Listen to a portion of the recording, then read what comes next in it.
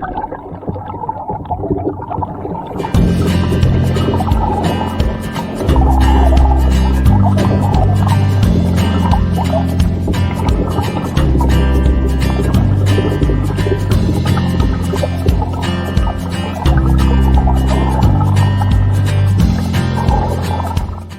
welcome back. Episode 2. Today we got Jennifer. Jennifer, you got to tell me, do you prefer the full name Jennifer York Triger, or just Triger, or York, or just call me Jen? Jen. It's Yorzyk. It's a good Polish immigrant's name. Yeah, absolutely. Yeah. So we're talking with Jen today, who is, a wonderful person, avid open water swimmer, and she is launching her own race this year called the Wild Bill Swim Challenge. And before we get into that, I just want to share a couple of things, and maybe this will kind of shape where this discussion goes today. But last week when we were or last episode when we were talking about open water swimming, I brought up a particular fear around swimming where you can't see the bottom. Right.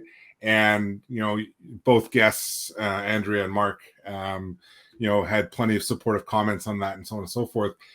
That piece of the conversation actually got a lot of traction online, like a lot of people that could relate to that and so on and so forth. So I just wanted to share that with you, Mark, and see, before we kind of jump into this conversation, if there's anything there that you wanted to add or any thoughts you had on the matter. Yeah, well, I guess from my perspective, and I've taught lots of open water swimmers too, is that, of the many things that are different in open water compared to a pool, not being able to see the bottom is one of those things that actually increases anxiety, in some cases substantially. I was listening to another podcast not too long ago about how the movie Jaws was made. And what was really interesting about it is that when they went initially to try to sort of make for a sort of a fake shark, they had all kinds of practical difficulties. And the night before they shot, this sort of fake shark actually refused to work, and they couldn't get it to move. And they had this massive stress. And Steven Spielberg actually thought, like, what would Alfred Hitchcock do?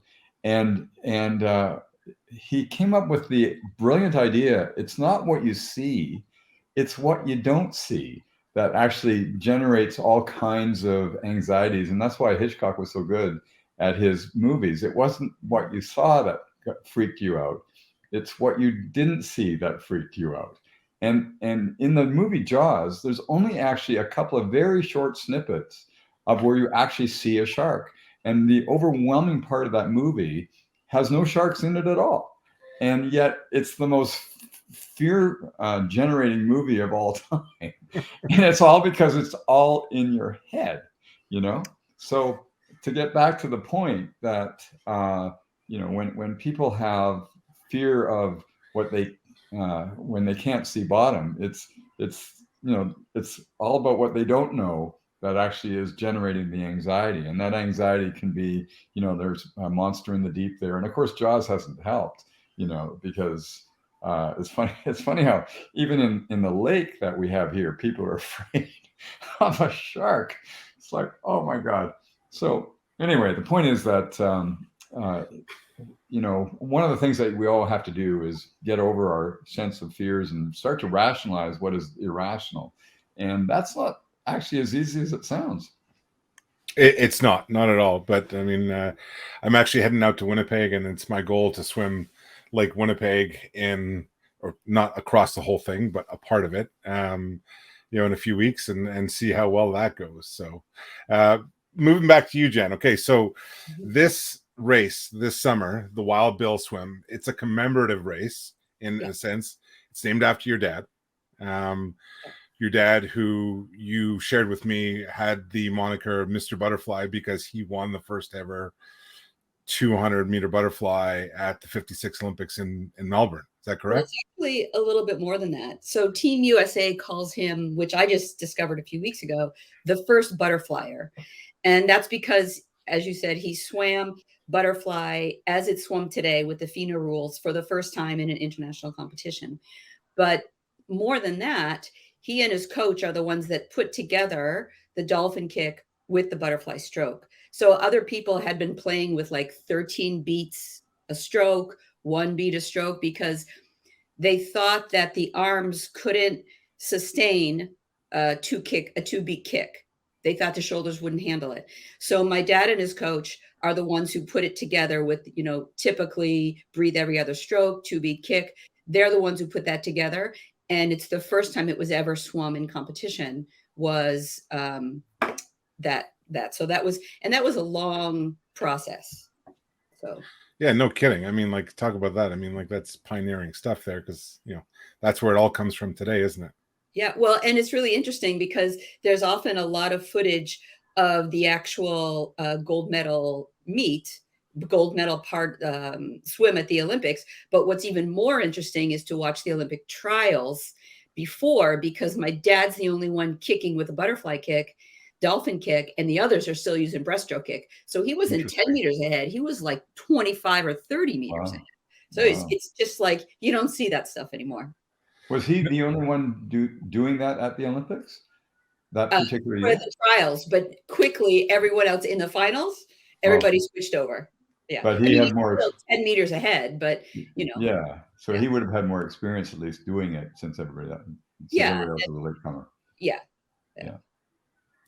Yeah, and this is great. And going into that story a little bit more. So, further, your dad only learned how to swim in college. Is that correct? Yeah, that's right. So my dad grew up in a small town in Western Massachusetts. He was an Eagle Scout, totally outdoors focused, didn't make any sports team. He tried out for all the sports teams in high school, didn't make any of them. He was the towel boy, he was the manager, and he organized for one of the end of the year athletic banquet, a speaker to come, who was this gentleman named Coach Charles Sylvia from Springfield, the swimming coach from Springfield College. And Coach Sylvia is the one who basically invented all the original life-saving skills and techniques. So my father got interested in him, was fascinated by him, ended up going to Springfield College at age 15. Now, at that time, Springfield College was a YMCA college, and everyone had to graduate learning how to swim, dive, and do life-saving techniques. So my dad knew he had to do that. He had to graduate freshman year, first year of university. So my dad knew he had to do that. So that was his first year. By his third year, he was an All-American swimmer. Wow. So to me, that's that. And the fact that when he was 57 years old, he beat his Olympic time in the U.S. Masters Championship. Those two facts, to me, are the most interesting. When I saw that stat, the 2:11, I was like, oh my God, like he still would have finaled at Canadian trials. Right? He would have, like at 57 years old, he would have finaled at Canadian trials. Yeah. Mark, you must be able to relate to that because you started to swim quite late in life as well. Yeah, I mean, although I had nominal swim lessons as an 8 and 10-year-old, I mean, they were in a cold pool, and there was one volunteer instructor teaching 20 kids, and it really was pretty hard to understand the basics of breathing and all this kind of stuff. And I think the instructor had a pretty low bar to cross, namely, hey, if you can tread water for 30 seconds, we're going to call that swimming. So I didn't learn how to swim until I was 50. And it was really, as I've told you before, Jason, that it was my kids that shamed me into it, because my wife was a lifeguard, and because she was always a good swimmer, she took our kids into the pool before they were 6 months of age. And by the time they were 6 and 7, they were just little fish. And there was one moment where I was, we took the family to the local community pool, and I was in the sort of the waiting pool with the kids, and the kids got bored with that and started doing laps and left me in the waiting pool. And I thought, this just isn't right.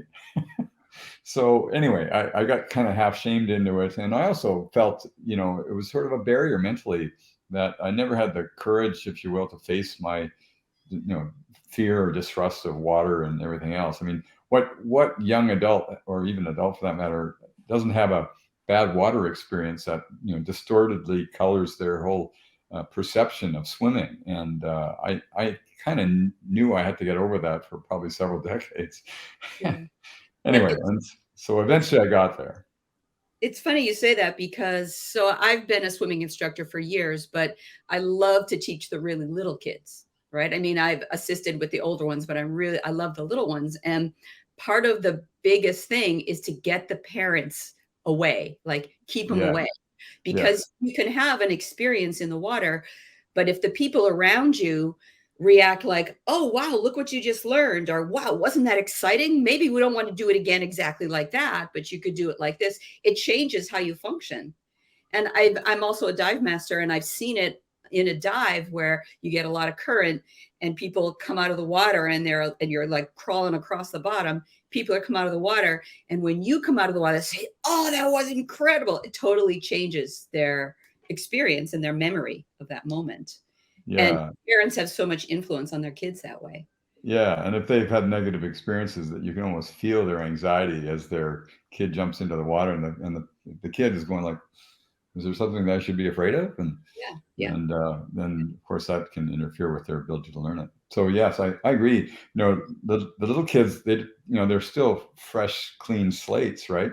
And they haven't been marred by, negative experiences. So that is the best time to get them, and it makes it easy, as opposed to, people like me. They're just hard to get past certain barriers, and that's sort of the challenge. And ironically, that's actually why I like to teach swimming today, is because I know what the barriers are. I've lived them for way too long, and so when we prepare for our Cross Lake Swim this coming up in July, it's heavily attended by a whole bunch of people who really actually don't know how to swim, and some of them, of course, I can think of a couple of people who actually prefer to close their eyes when they swim, because they don't want to know that there's nothing underneath that they can see.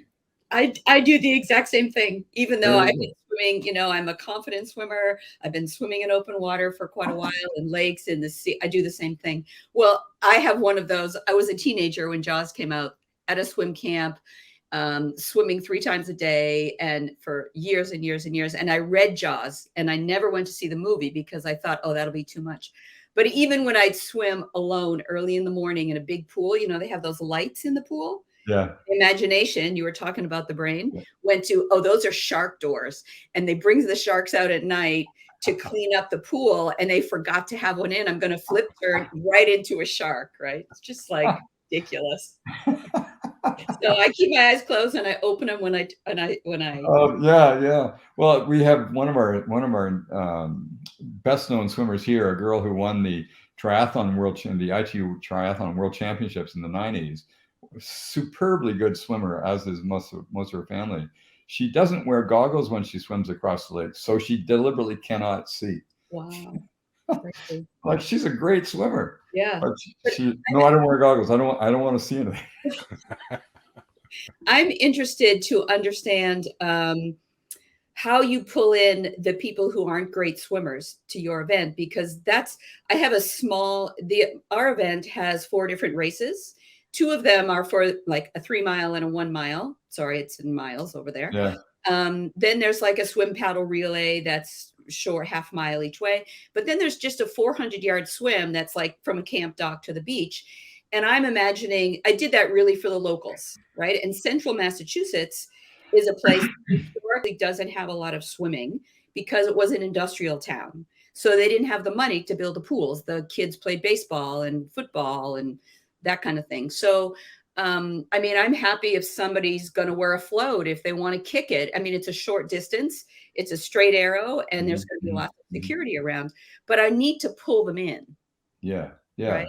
So, that's a really, really great question. And honestly, I'm not totally sure I know the singular answer to that, but I can give you several ideas. First of all, our event has been around for, really almost a century. We've had the luxury of a nice big long lake. The lake is 140 kilometers long, so 80 miles, yeah. And yet most of it is 2 kilometers wide, or sometimes even less.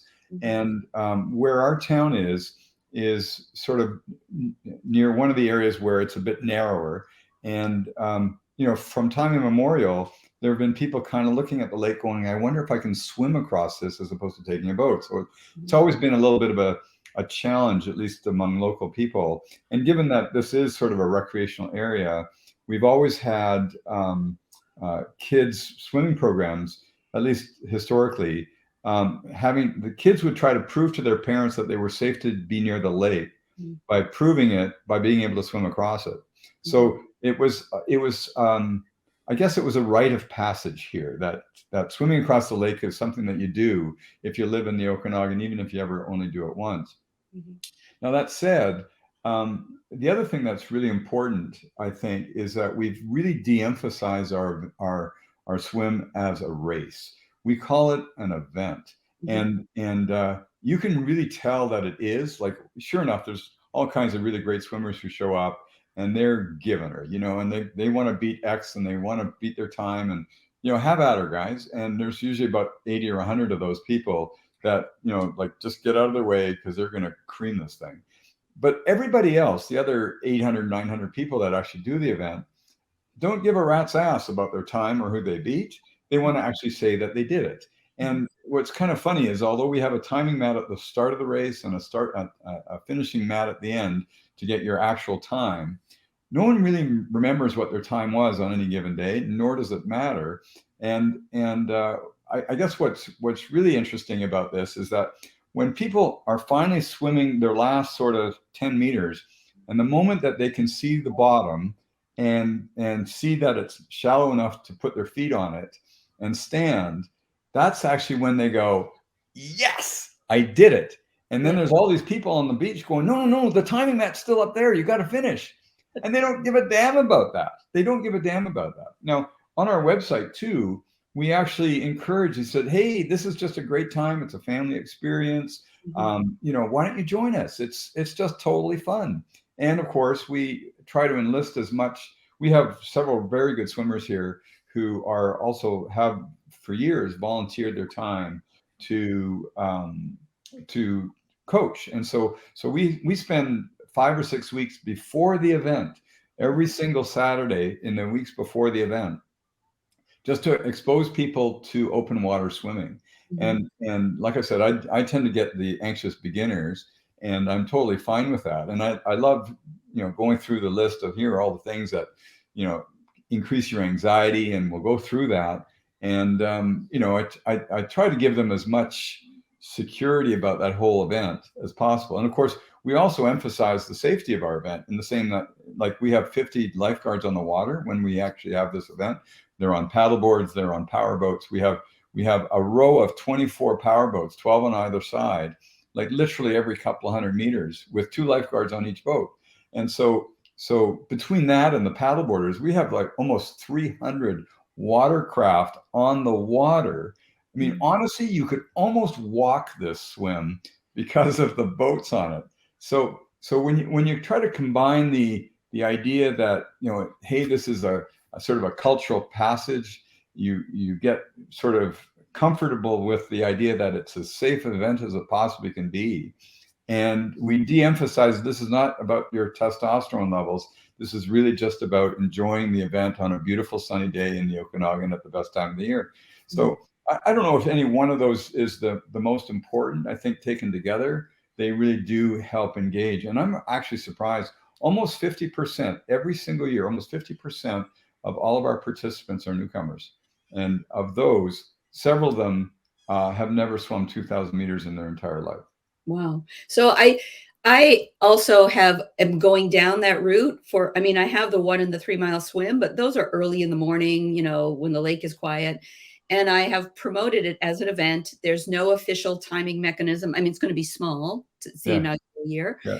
And I'm going to have some food trucks and some, face painters for the kids. Nice. There's like a vintage bathing beauties and blokes pageant, Nice. is commit. So, and the press that I've gotten a lot of local press because of my dad's name, and a lot of Swam and Swimming World press. They're promoting it that way too, which is great. So I'm also allowing people to register day of for 400 yards. It's $10 and you can just get in the water. So I'm hoping that this will, what has happened for you will slowly happen for us too. Yeah, if you can, as you probably well know, I certainly know it, the idea that if you're not feeling like you are a swimmer, that you don't have a swimming pedigree, that, like, hey, I never learned how to swim as a kid. It's remarkable what the stat is. I think if you don't learn how to swim by age 20, your chance of learning how to swim after that is almost zero. Most people are pretty entrenched with their reality, if they are a swimmer or if they're not, by the time they've grown up. And the thing that we've had to do, and we're fortunate, we have a one beach area that's it's 300 meters wide and probably about 200 meters into the lake, and the whole thing doesn't get deeper than neck deep in water, so it's a very safe place to swim. If you choke on water, you can just stand and you're fine. And we use that sort of arena, if you will, as our teaching area. And so it's just sort of just encouraging, hey, here are the baby steps. And yes, we're going to have to deal with swimming without a line underneath you. And yeah, there are ducks over there, and you might see the odd fish, and there's some weeds over here. And like each of these is a little mini barrier that if we can cross them all in a very safe environment, then I think we're more likely to get some of these people to actually say, you know what, I think I'm ready to do this. And we give these lessons out for free for all of our registrants. And if you're not a registrant and if you're not ready to do this, $5, and you'll get an hour of good instruction. We have 5 channel swimmers here who all share in the instruction. And funny enough, most people that show up to our Saturday lessons don't go to them. They're too good.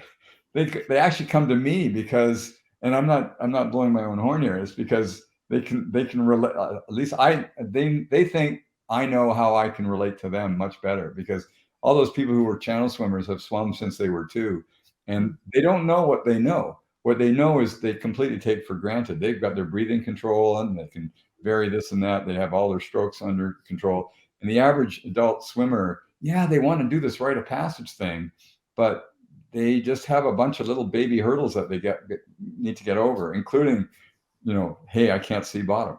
Yep. Or if I touch a weed, I'm going to freak out. And then yeah, they do.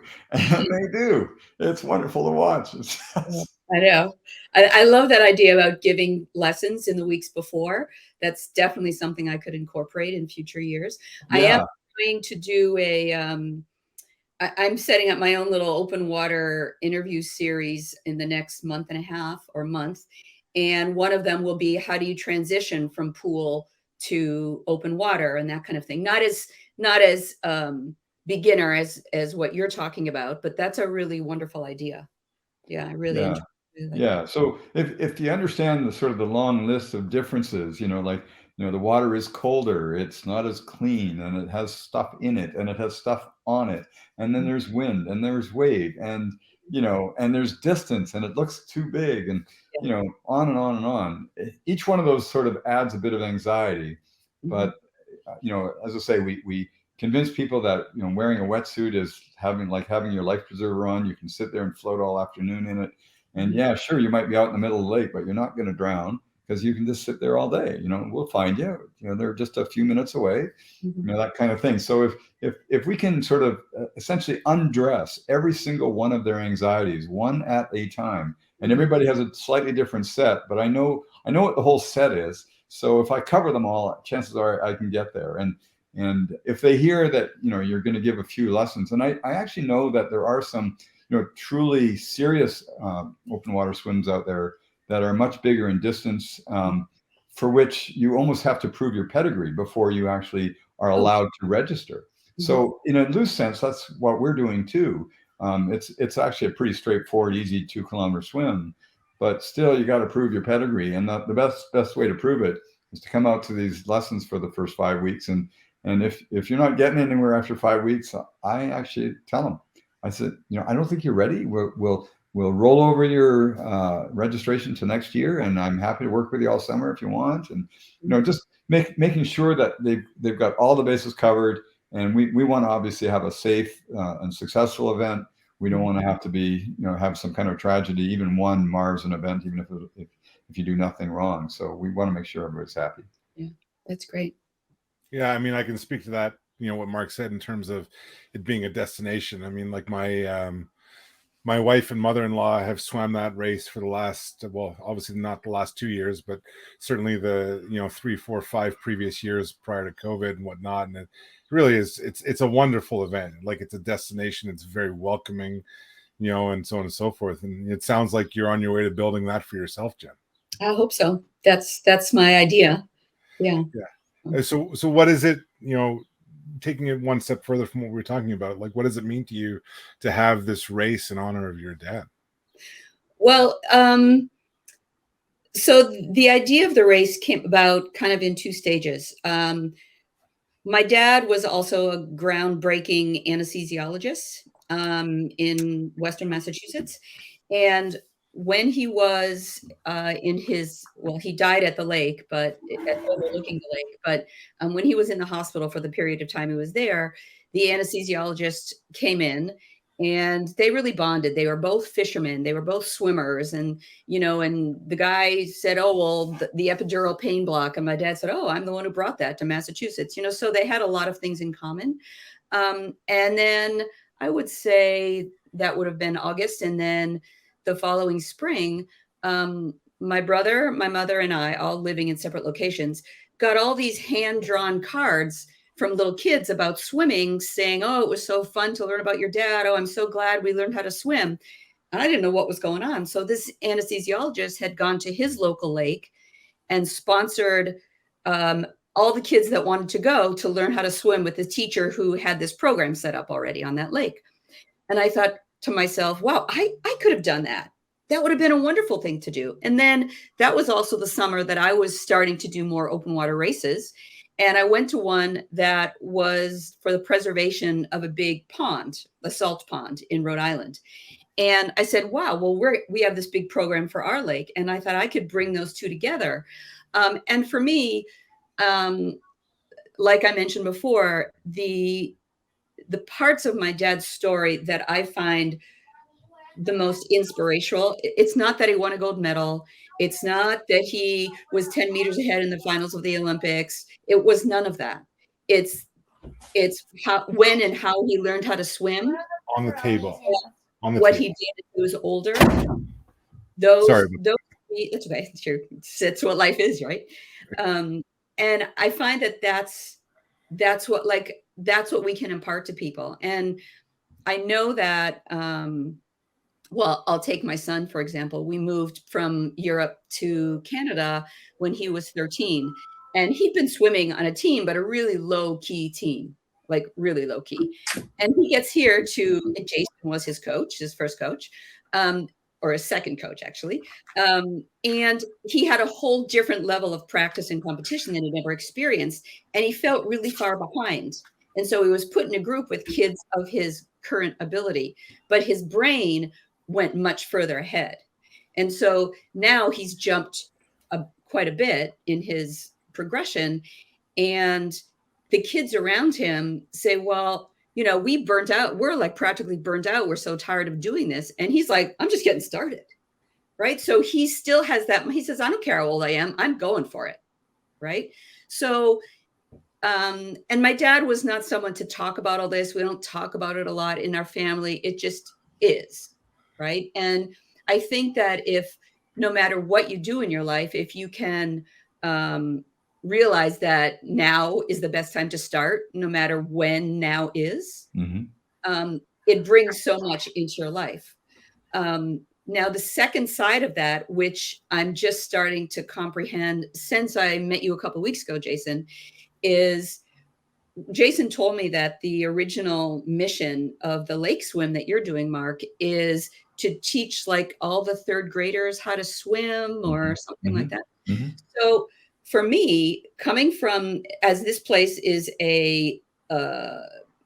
is not a big swimming location, not this town, but this whole area of Massachusetts.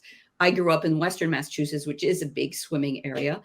And I see the joy that it brings my son and my daughter. She's not a competitive swimmer anymore, but she's a fish. And I know I've traveled and lived around the world. And no matter when I felt a little, you go through lots of stages of uncertainty and growth. I just get in the water and I would enter my world. And if we could help little kids just to be able to be happy to play in the water, and then they can learn how to swim. Now that right now, it's like a mission that's almost making me tear in like purpose. Yeah. So it's funny how this all just kind of came together. Yeah.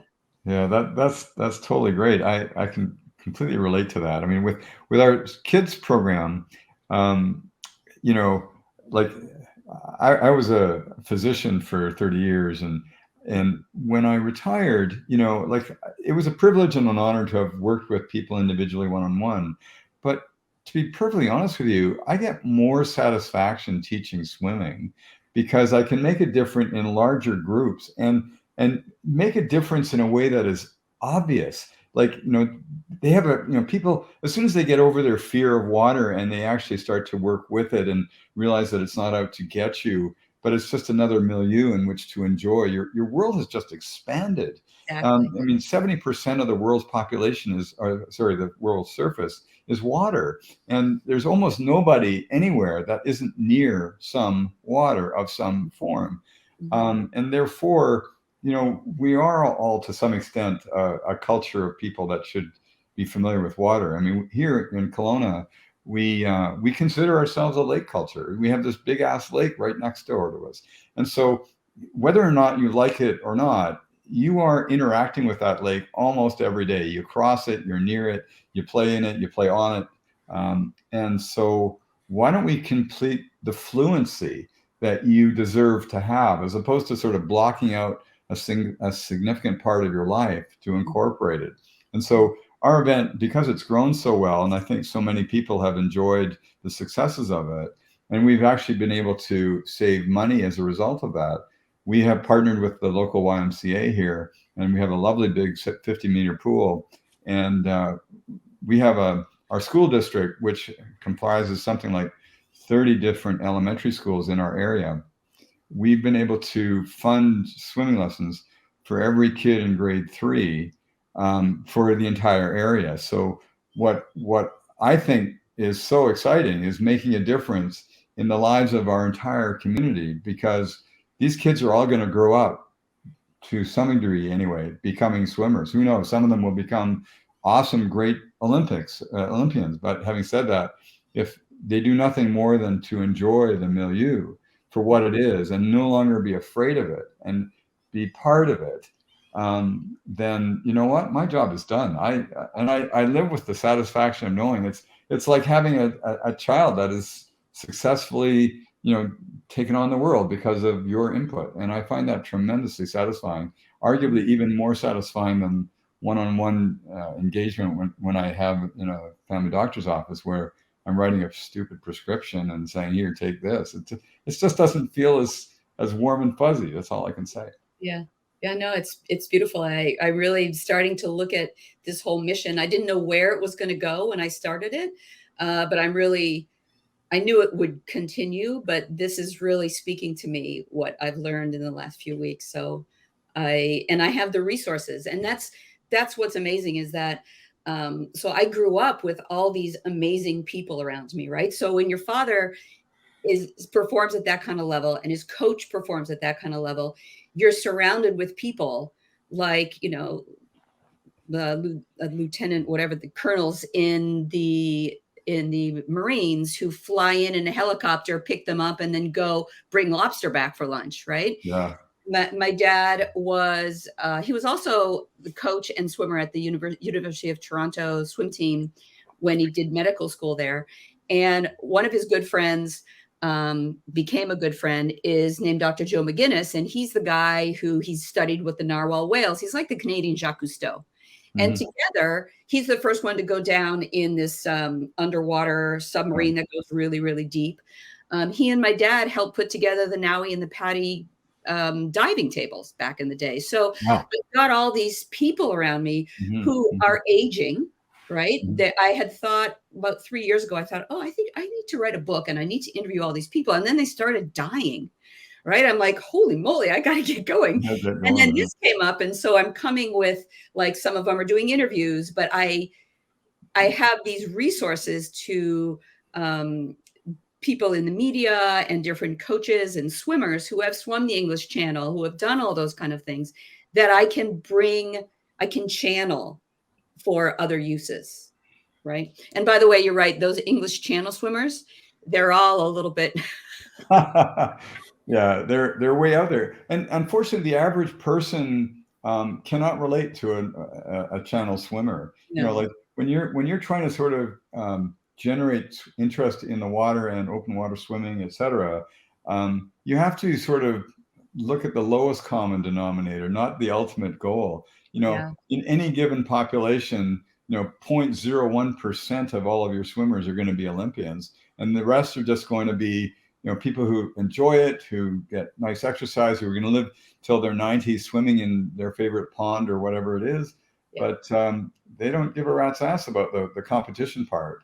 And I think the great advantage you have is you have the pedigree, you have all of the connections that you ever need, and yet what you're going to have to do is tone that down for the average person who doesn't really care about that. They just really want to care about, hey, I just want to feel safe in the water. I want to feel comfortable there, and I don't want to, be a burden to my family in some way, that kind of thing. I mean, people have very simple goals about the water, and I think that's the easiest way out. And I guess I feel fortunate that, I didn't come from a pedigree of swimmers at all, but I was able to come at it from just sort of a camaraderie, if you will, an enjoyment of the water, and then of course to glance into what was already here, namely that sort of rite of passage that we've had here in our community for so long, because the lake just sits there beckoning every single day all summer long. So my dad's swim coach Sylvia, he at a certain point, I don't remember when, started Pineville Swim School, which was a summer camp, big, 25-yard outdoor pool, soccer fields, tennis courts, stuff like that. Total visionary, because that stuff didn't exist back then in the 60s. And so we all learned with a whole bunch of normal kids. Like, we didn't learn with pedigree. We learned like everybody else. There was everybody in the neighborhoods and and they had boarding students for competitive swimming and stuff like that. But it was really based in teaching the little ones how to swim. He's the one, I don't know if you've ever seen it. It's called an egg. It's the first floating device that was on the back so that kids could use their arms. So he developed that. He developed plinths in order to do like rubber band work and cable work and stuff like that, which he never patented. So it's gone on to other people, but he developed all that stuff because it was the same kind of thing. He, his daughters, his family, all the mothers of all those coaches and swimmers, they were all the little kids. And their philosophy was one child, one adult, because that's how they feel safe. And everybody learned to swim crawl stroke. First thing, crawl stroke and backstroke, right? So it, I come from that too, right? So hopefully that's what's going to come through in. Well, then you have actually the best of all worlds, don't you? Because on the one hand, you can connect to all those egghead racers who want to cream your events, and you can relate to them and understand them. But on the other hand, like we always try to advertise our event as to be literally all things to all people. You can race it if you want, or if you just want to actually enjoy the process, you can do that too, and it's okay. So I think if you can. It's a challenge to do this, I think. I mean, so many coaches in different sports sort of are so focused on the elitism of it all, they actually leave the overwhelming part of the population behind. And that's not always good. We have a big triathlon here. There's 1,100 people who show up to our triathlon, and 50 of them are elites. But the other 1,100 are all everyday Joes. They're age groupers. They're doing it to say they did it. And they're average swimmers and average runners and average cyclists, but they actually pay the bills. They're the ones who actually pay the bills. All the elites are getting sponsored by everybody and boarded by other families, and they don't bring a dime into the community. It's the age groupers that do. So having been an age grouper myself, I can relate to that personally as well. Yeah, and I'm also trying to help out the local businesses because this part of the state is a lot of small-time entrepreneurs, right?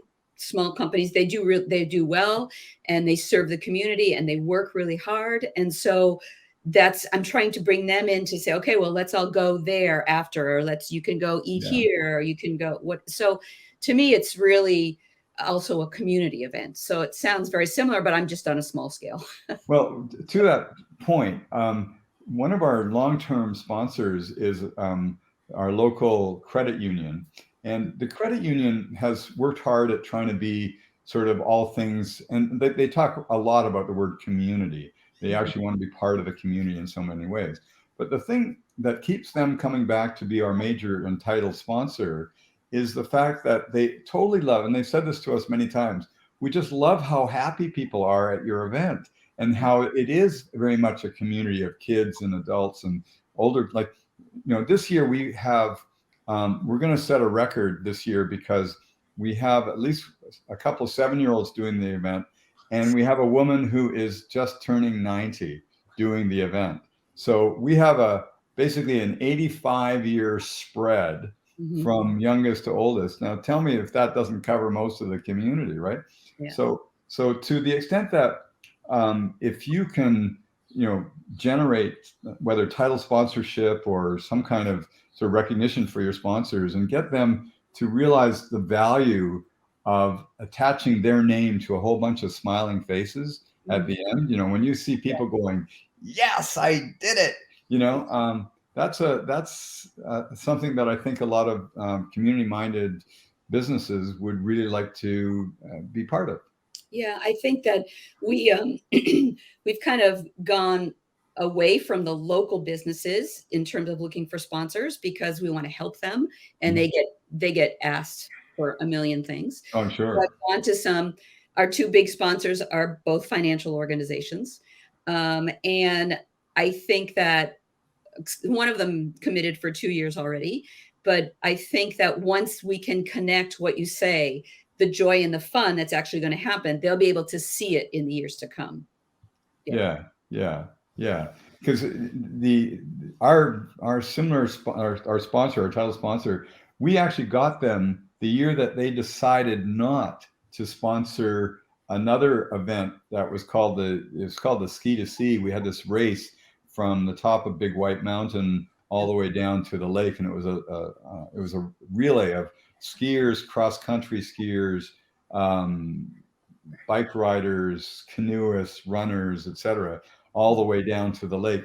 But the event attracted a whole bunch of hothead athletes, and quite a few of these weren't even from town. And so, like, they had sponsored this for a few years, and they go, you know what? It doesn't really align well with our values. And so we just sort of were waiting in the weeds saying, well, we've got something that might align with your values. And they've been our title sponsor for 10 years. And every single year, they say, well, we're only going to do it for one more year. And there was a year that they decided that they weren't going to sponsor us anymore. And they said, well, we're changing our focus to people in need and psychological supports and stuff like this. Anyway, we let a few of our swimmers know that, hey, they're not going to continue. And there was this one woman who was a teacher, and she was absolutely outraged. She went back to our title sponsor, and she said, do you realize what these people are supporting is these swimming lessons, and these kids in grade 3, they come back as new people. They're no longer bullied anymore. They actually have better relationships with their kids. We see this as the most profound psychological event in our experience for our grade 3s. And then they 2 weeks later, we get a phone call from our title sponsor. Hey, listen, I'm really sorry, but I think we would like to come back. Will you let us back in? Okay. Yeah.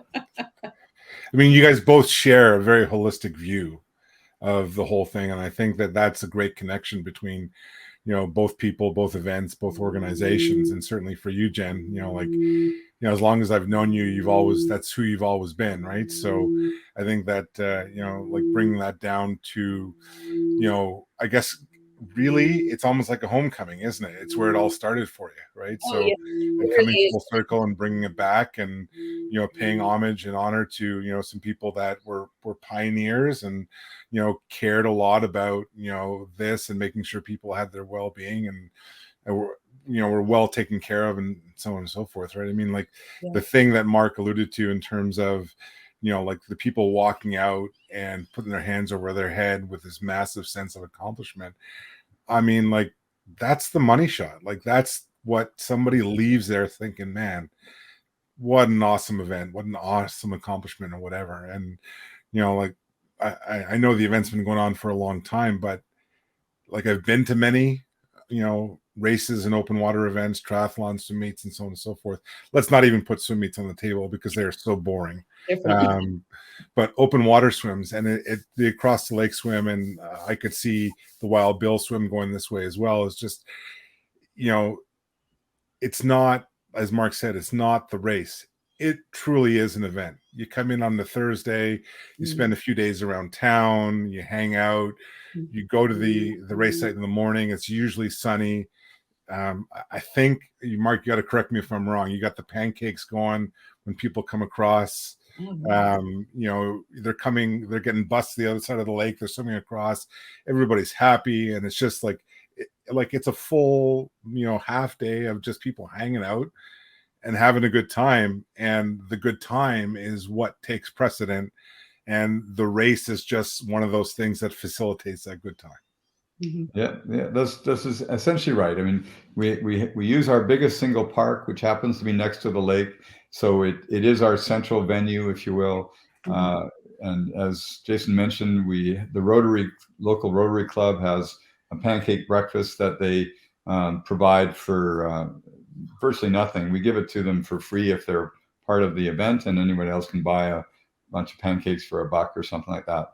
And what we now have developed actually is a whole bunch of booths around the finish line where obviously there's going to be vendors of sorts who want to promote their product, whatever they are. We've actually been able to do one more really interesting bridge, and that is to our local indigenous community.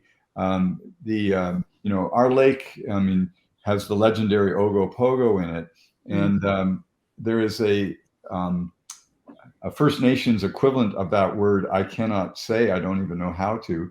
But anyway, we've connected with them because part of the swim actually starts on First Nations land and comes across the lake, and it's very symbolic, if you will. It starts there, and so it's literally a bridge across from First Nations property to white man property, if you will.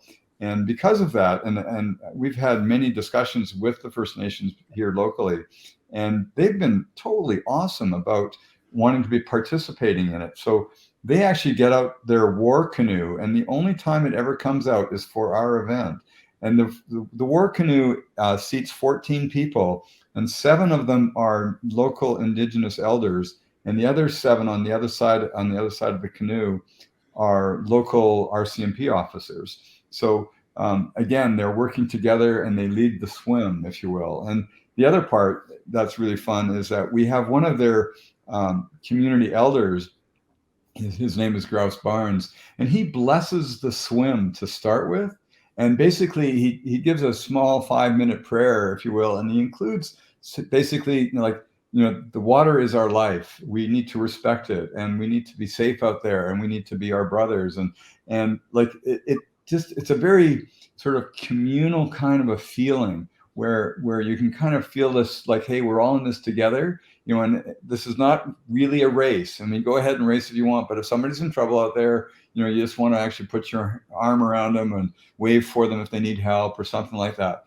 Anyway, he does a really nice job of laughing at everybody for how badly they pronounce the Indian version of Ogopogo. But then he also finishes off with the reverence he has for the water, the sun, the lake, the land, and it puts everybody in a very humble and sincere mood, which is really unbeatable. It's pretty awesome. Yeah. So to wrap this up, Jen, how do people get to your race?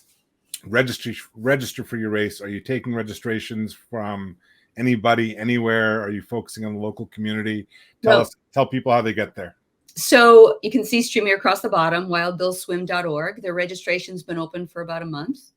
It'll take you through a race roster website to do that. It's all secure and we don't hold any information, et cetera, et cetera. We accept everyone. There is a checkbox at the bottom. Are you physically able to swim the distance you have signed up for?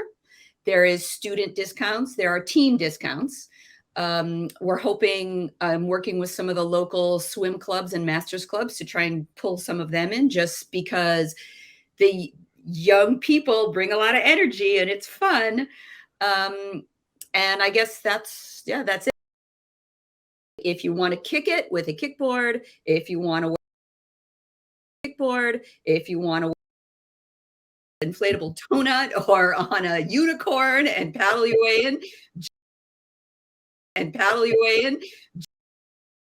lifeguards will be in that little area, swimming.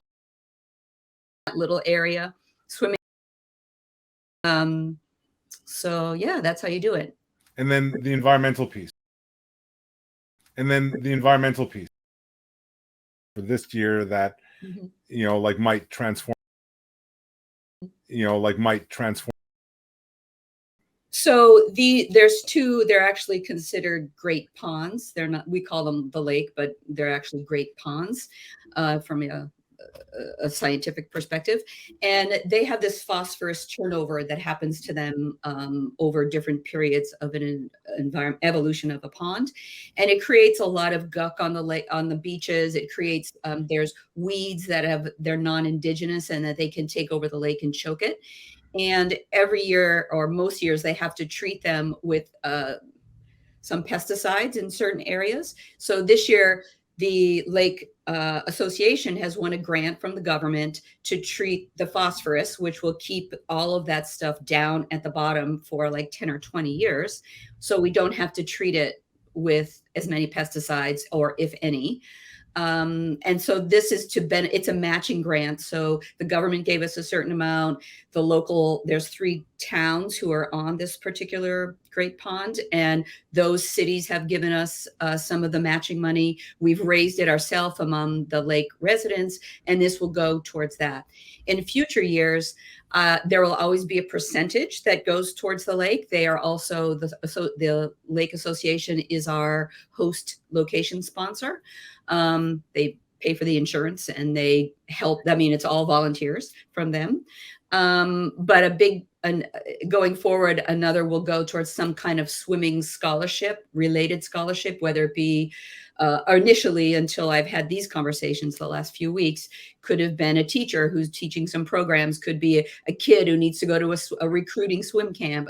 I don't know what it's going to be. It might be looking at the educational system and see, are the YMCAs in that area ready to take on this project? It's totally inspiring to me what you guys are doing, Mark. So that's where the money will go in the future. Yeah, and to be clear, I mean, that's what Mark and Peter have been kind of, cheering up, and like I've been the beneficiary of their hard work and so on and so forth. And what I'm grateful to be able to do is bring people like you guys together. Right. So we can create this community, and whether it's sharing stuff that helps a swimmer get into the water and enjoy it, and really, as Mark often talks about it, from a meditative or transcendental point of view, like really get into that benefit, or it just helps you two come together, you develop a relationship, ultimately just creates a better ecosystem and everybody flourishes. Yeah. I think one of the quotes the media has picked up on most is something I said last year, actually, which coming from Jericho Beach here and swimming in the bay where the water is cold and seawater is a little harsher than freshwater. I got in the lake there and I thought, I just feel like my entire body was caressed by velvet. And people are taking that like, wow, is it really like that? I'm like, yeah, it really is. It doesn't matter how long you get in the water or not. It really is like that. And for me, swimming always has been And this, again, it comes from Springfield College being the YMCA college of the time, and it's still their crest, the YMCA triangle, spirit, mind, body.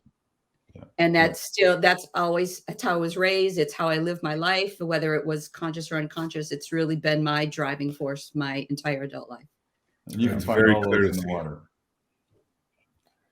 Well, I think that's an awesome place to leave it. I want to thank you both for sharing your time, and Mark for co-hosting this with me and whatnot. So the Wild Bill Swim is happening in the beginning of August 7th, I believe. Mm-hmm. The Across the Lake Swim coming up in about 4 weeks in Kelowna. And, thanks for opening up registration again, Mark and Peter, because my wife went to register for the race and it had already sold out, so they had opened up more spots. So I mean, it's got to be a great feeling, because I know that, Mark, you had originally thought that we're going to cap it and not overshoot what might happen, but there seems to be demand kind of roaring back. Yeah, and there's a certain psychology to sort of capping it, and then sort of there's this feeling of urgency to sign up for it.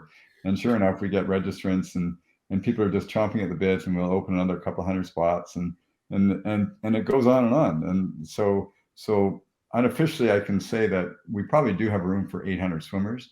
We're not saying that out loud right now, but 100 at a time, and that just gets people registering, nothing else. So until the pandemic, we were having 1,200 people in the water, which was getting close to our maximum safe point. There's only so many people you can keep safe in the water after a while, and we don't want any more than 1,500 registrants at any one point. There's always about 10% who don't show up. So anyway, we're trying to get back on our feet, if you will, in the water. I could put it that way. And we'll see what this next year or two does. With a bit of luck, it'll just pick up again. But Jen, if there's anything that you would like to know from our event, any way we can help you, I'd be more than delighted to share with that. And we'd certainly give you a complimentary entry to our event if you ever show up for it. Well, I think you're going to have to book it in next year. Yeah, well, you know where to find us. It's, Well, and I think this coming fall, I'm going to have to just go up there, and you can help me figure out who can accompany me across the lake on a paddle. Oh yeah, no worries. Because I'll want to swim it. We have, well, I can tell you 500 people right now that would be more than delighted to help you swim across the lake. Yeah. No problem. Cool. Awesome. Well, thanks to you both. Really appreciate you sharing the time, and all the best to you, Jen. And hopefully the first year of this race really is a spark of something that really grows. So. Thank you. Thanks for having us again, Jason. So this episode is being produced by the Ocean Junction Podcast Network. It's sponsored by oceanjunction.com. They have what you need for swimming in the pool, lake, and ocean.